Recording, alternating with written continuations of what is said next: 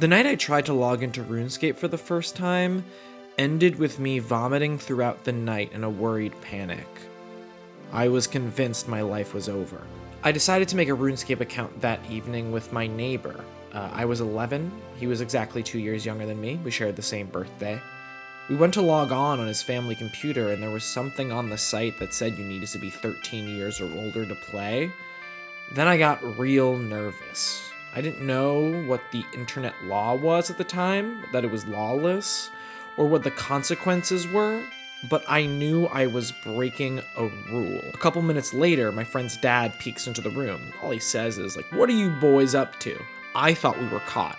I don't know how he would have known, but I was so nervous, I immediately ran out the house and across the street back to my home and threw up for the rest of the night.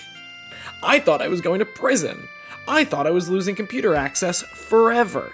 I later learned there are far less consequences for internet activity than I thought, but that was not the end of my online gaming guilt and shame. I got most of my guilt and shame from playing League of Legends. Yes, I played. So I'm disappointing hundreds of people online for still being alive today. Constant flaming from strangers genuinely made me feel awful. As these stories show, I'm overly sensitive.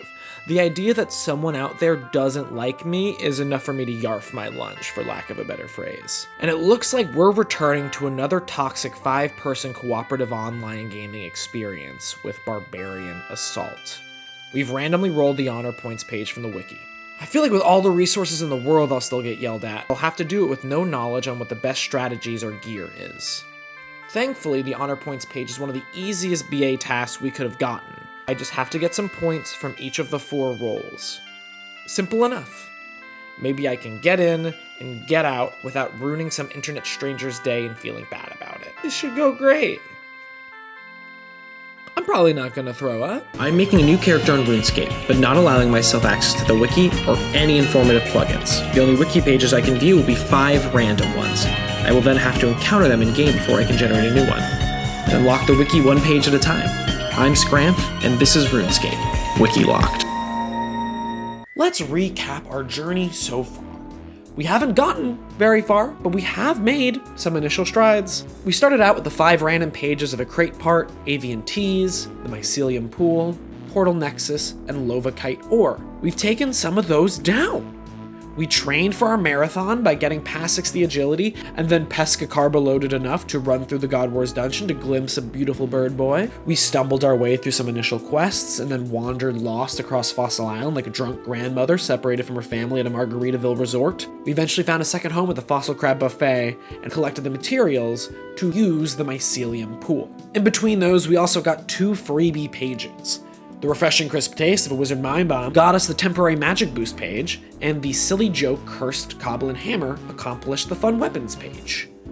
So we're 4 pages completed, with 2 new ones joining the roster, Honor Points and the Tsar Mej.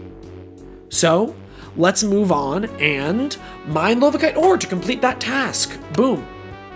Oh, okay, yeah, let's talk about how we got here. We ended the last episode at 40 mining, and just kept at it, gaining 25 levels in the Motherlode mines.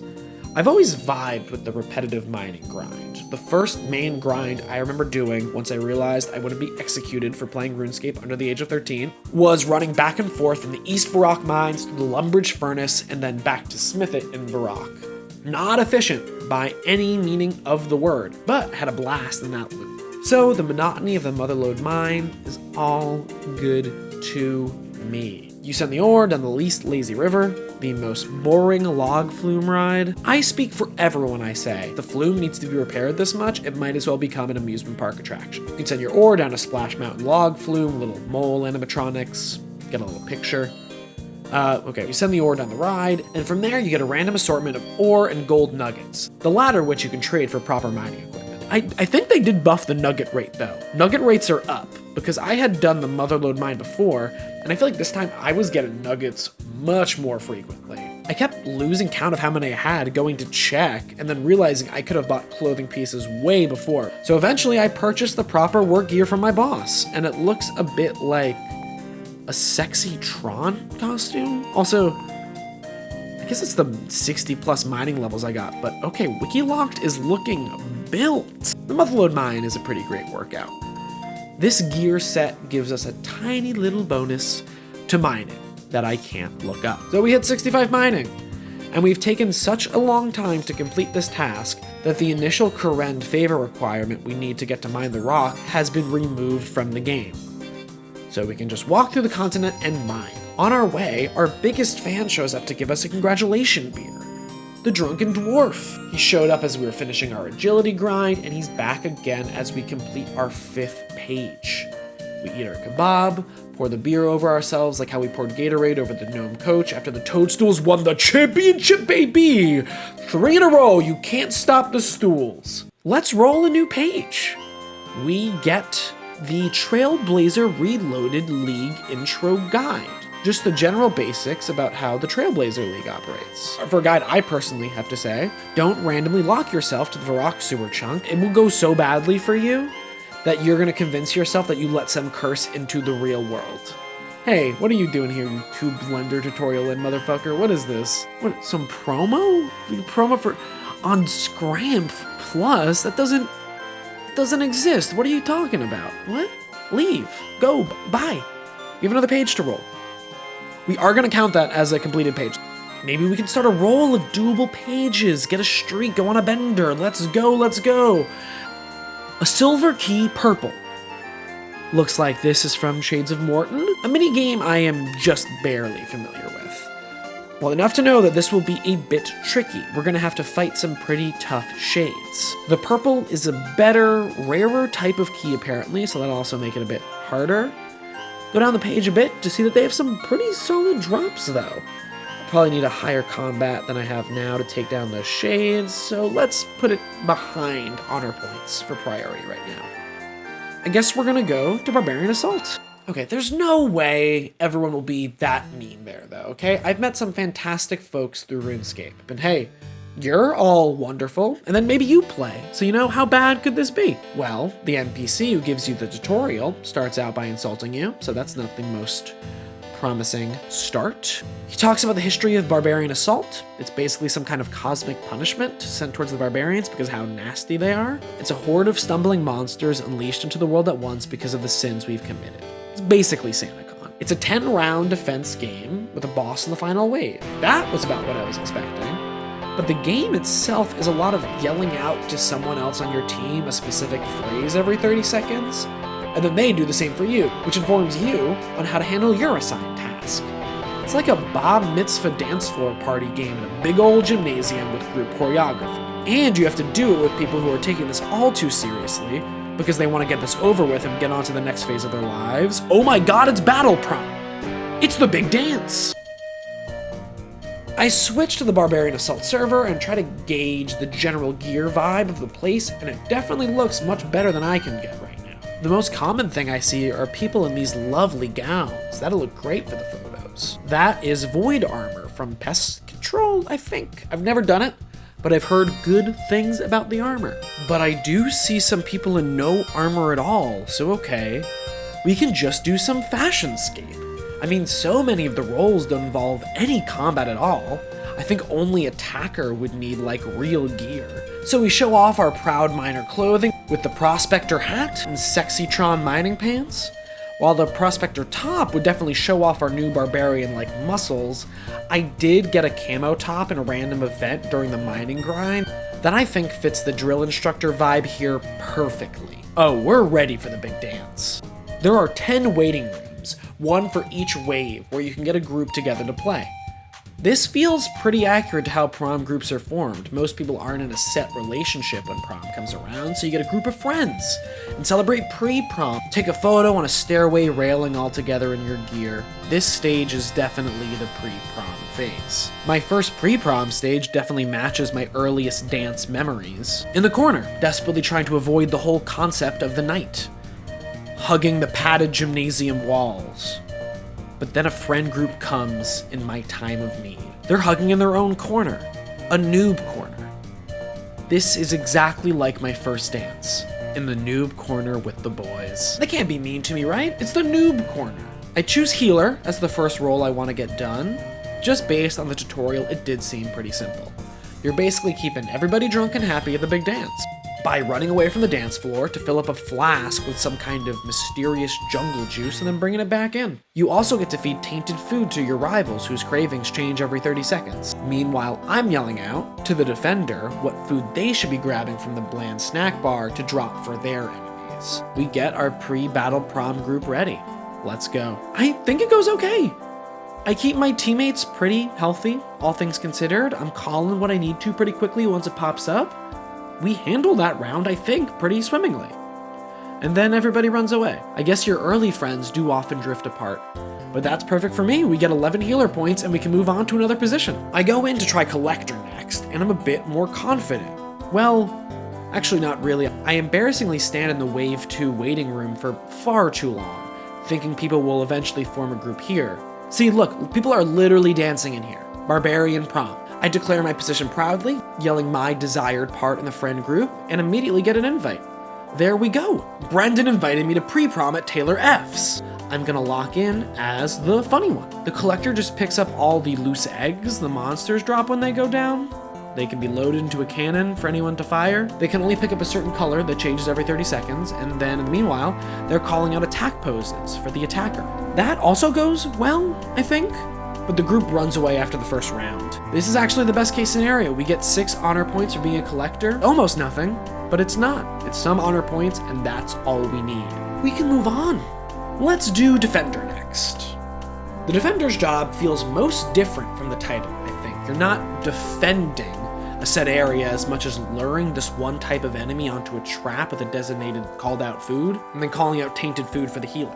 Feels pretty easy to lure the enemies into the trap, unless my partner is really carrying all of the weight, because we do have 2 defenders in our crew right now. But it goes really well. So well that we go right into the next wave. And then the next. And then the next. Suddenly we're 5 waves in, boys. We're 5 songs deep on the dance floor with the crew. The lures we're dropping right around the trap are working well. I'm getting my calls out quickly to the healer.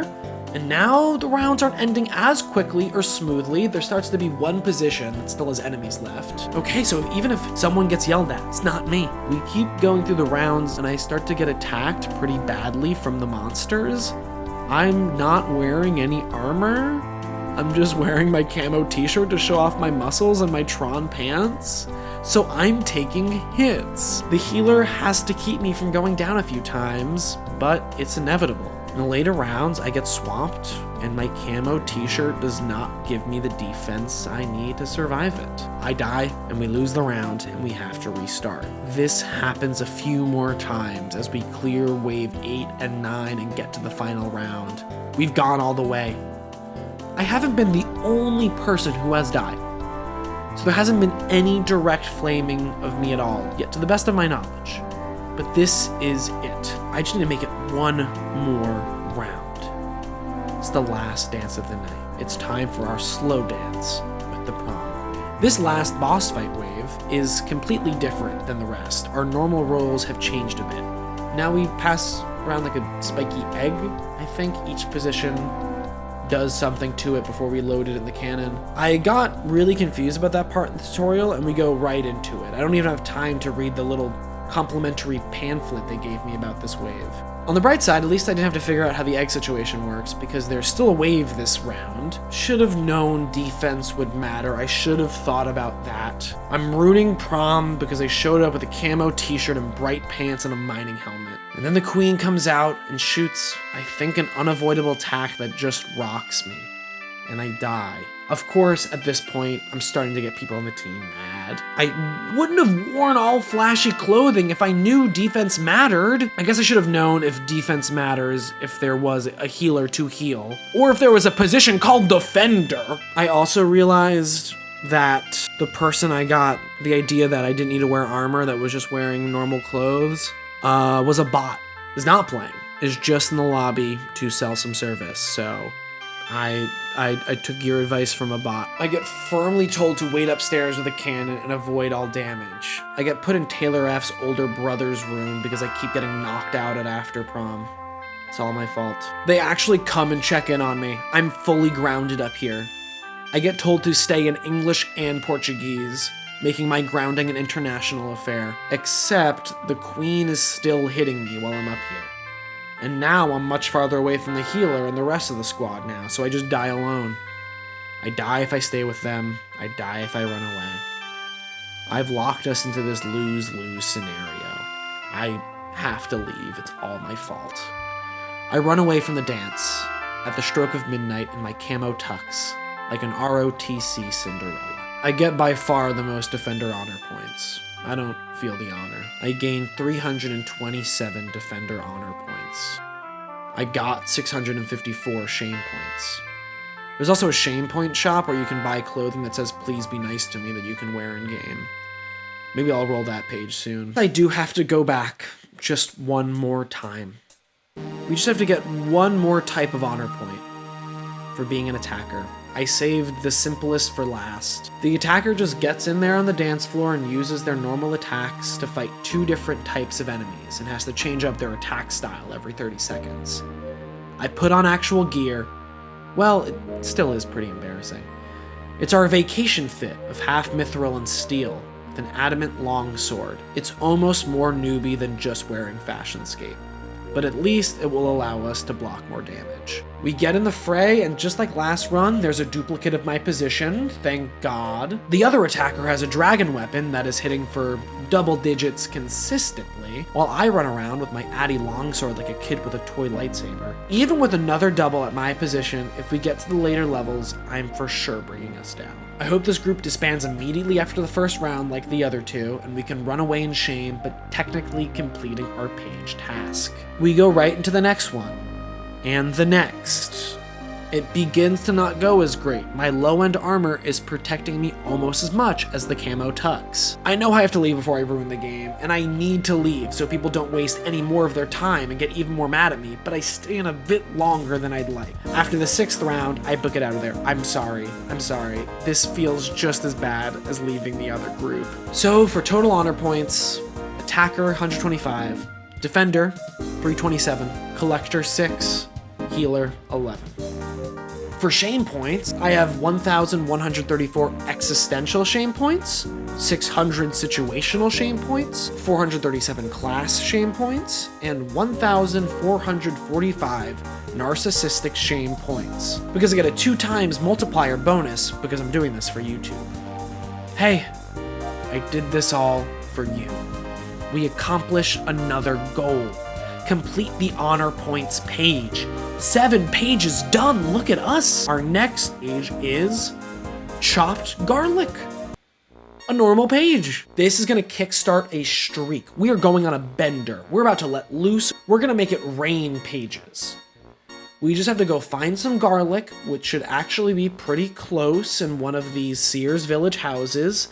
This is one of the few item spawns I actually know about. What can I say? I love garlic. We pick up a knife from our bank, and the hardest part, buy a bowl from the storeless general store here in Catherby. And there we go. That's some chopped garlic.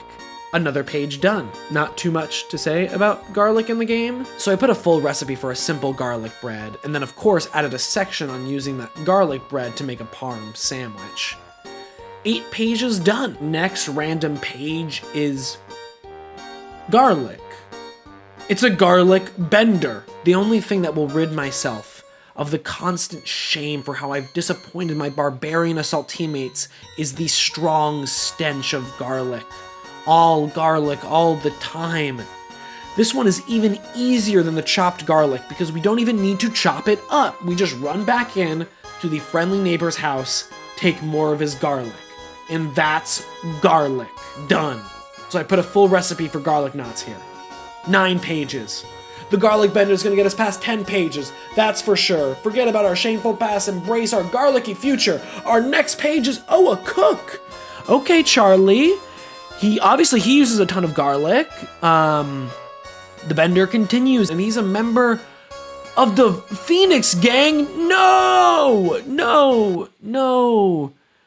His page is mostly for his role in the hero's quest. In order to do this page, we'd have to finish Shield of Arav and so much more. So then let's start our preparation for Shades of Morton. The quest requires 5 fire making, We're at 1, so we can easily bump up those levels.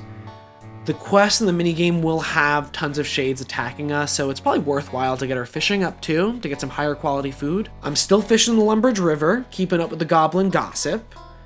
I go to fire the fish in the Lumbridge kitchen and realize I still haven't done cook's assistant. So we knock that out super quick. At first I was kind of upset that this incompetent chef has you do errands for him in order to use the kitchen, but actually, it's a pretty solid deal. When I worked at Wendy's, I can confirm if someone asked us if we had any quests, we had to send them on one, and then if they completed it, they were allowed to use our kitchen for anything they wanted. So done, and now thanks to our new kitchen, we knock out 40 cooking and fishing. We should also get some better armor. So let's go to the Wildy Maze Target to shoplift some more steel plate bodies. Oh, forgot something to cut the web again. So let's go back.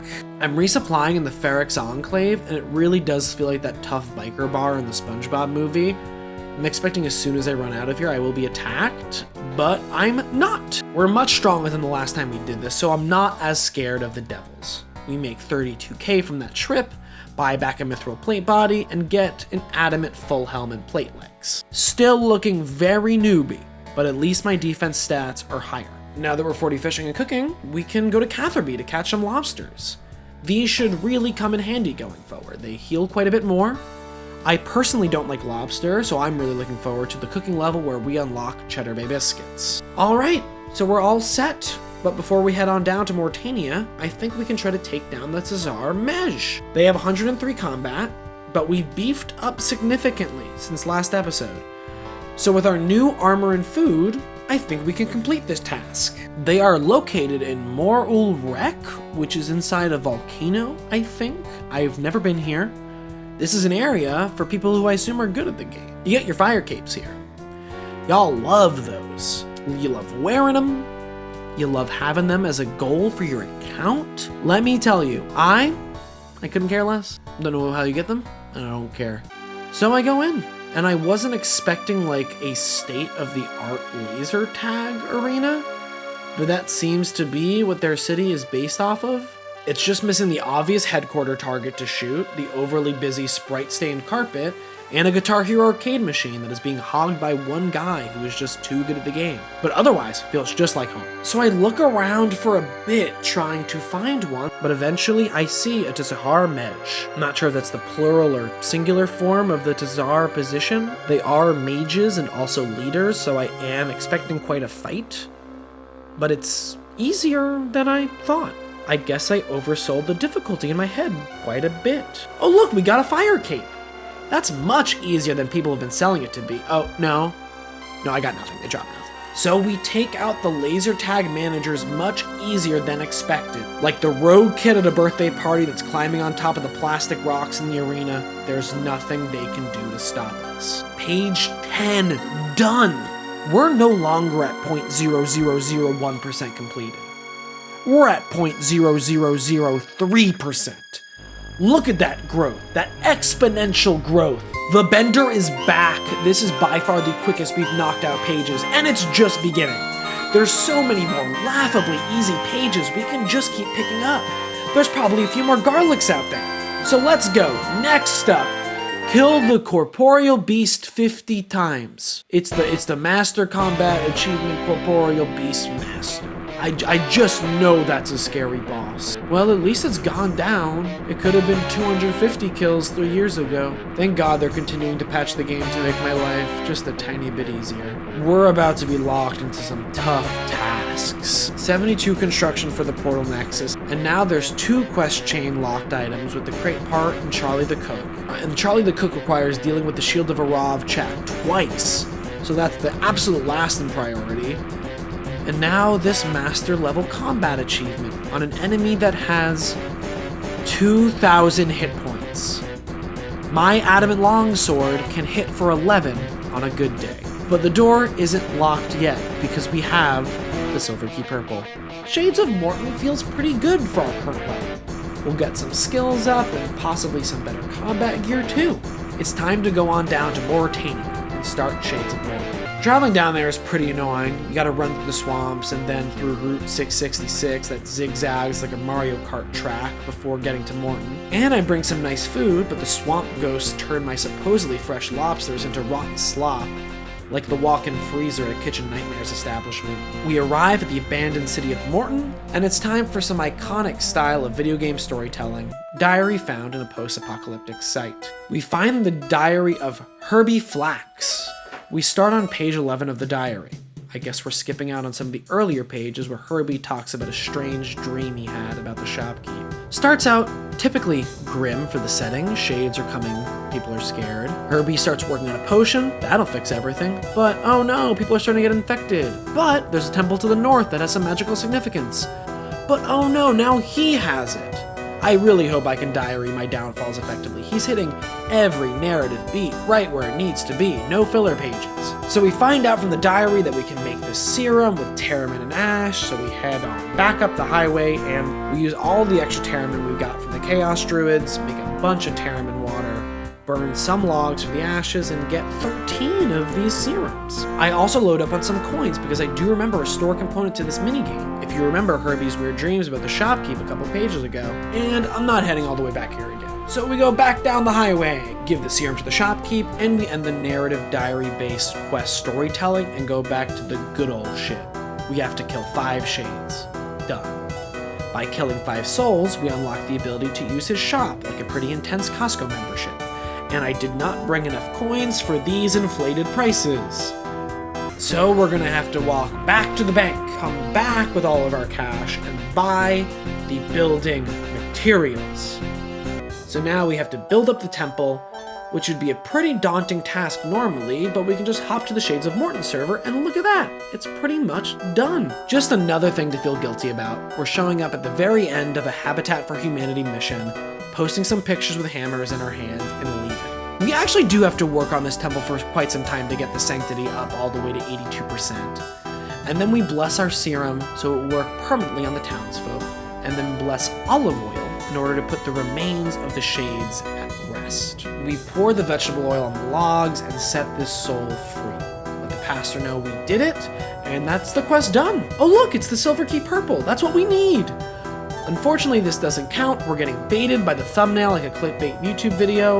We're gonna have to dive into the catacombs to find our silver key. So the basic way the Morton catacombs work is you open them with a tiered key, and then behind those gates are even higher level shades. Then you offer those remains to get even better keys, which will unlock new areas. And then those keys also do unlock chests with prizes. So that value also increases with the tiered key. We start out with bronze, but that gets us to fight some new shades inside the catacombs. Our current gear is so lacking that these bronze chests do give us some useful loot, like an amulet of defense.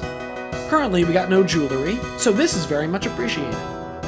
But even those next tier shades do wear us down, and it's time to hit the open road again and walk back to Canifis to resupply. And we head on back down again, passing the signs for the Mauritania Cracker Barrel for the umpteenth time and return to the catacombs. And now we get some steel keys for the next tier of shades and crates.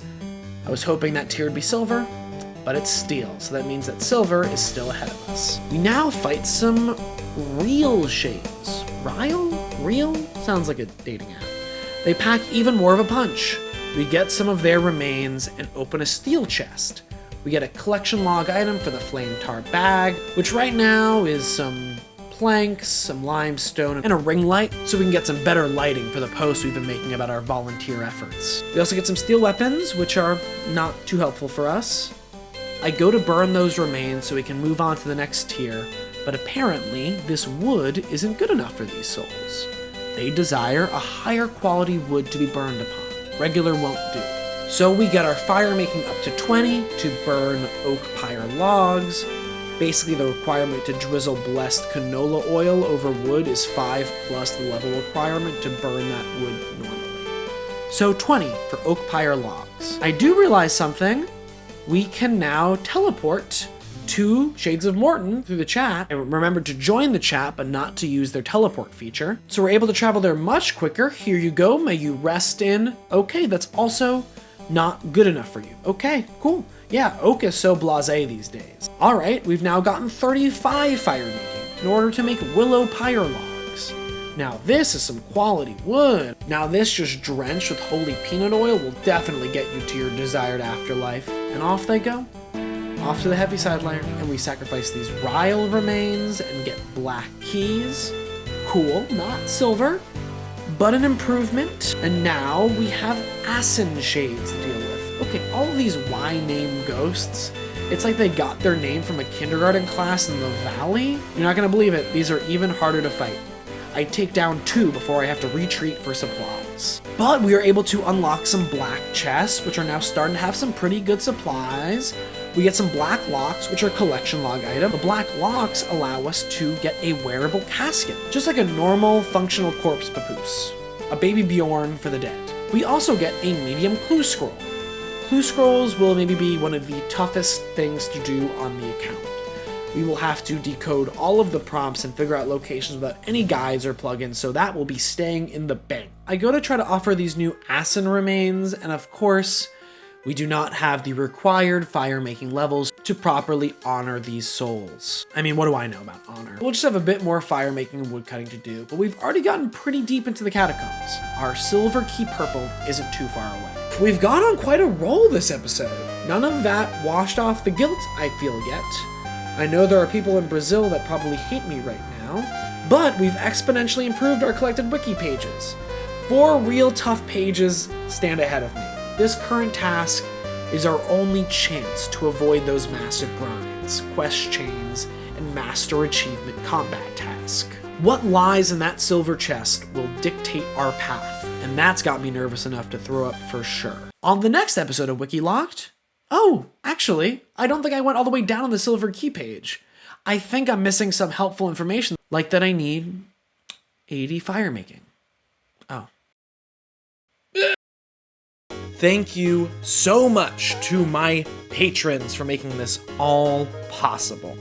Thank you, Doomcat, Galaxy Dork, Maximus, Ninja00283, Matt, Connor, Birche, Lil Zos, Chuck Quizmo, Jillybean, Murgatroyd99, Knowledge, Goopdaroop, Dinky Smecker, Eva, Mibbles, and Nako.